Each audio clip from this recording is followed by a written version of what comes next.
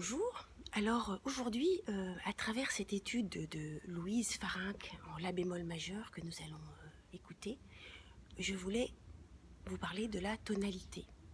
Car cette étude a la particularité de commencer dans une tonalité et puis d'évoluer très vite vers d'autres tonalités.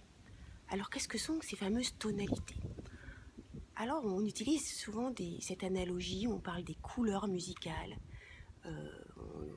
On utilise d'ailleurs dans le domaine de la peinture le terme de ton, des tons rompus, des tons rabattus, des tons de gris, une tonalité bleutée. Donc pourquoi cette analogie d'ailleurs? Peut-être pour cela nous fait prendre conscience que nous sommes dans le domaine de la sensation, de la perception. Toutefois, les tonalités musicales, ainsi que d'ailleurs les tonalités de peinture, correspondent à des choses bien réelles et bien mesurables. Et donc, par exemple, notre étude de Farinck étant la bémol majeur, elle a 4 bémols à la clé. Puis là, nous allons justement l'écouter et vous allez voir que la bémol majeur, si bémol mineur, fa mineur, mi bémol majeur,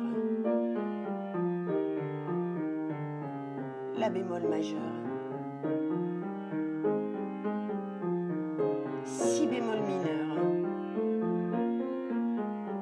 fa mineur, la bémol majeur.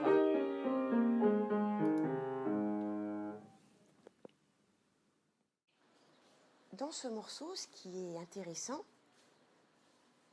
pour notre démonstration, c'est que cette tonalité va se transformer vers d'autres tonalités, vers son relatif mineur, fa mineur,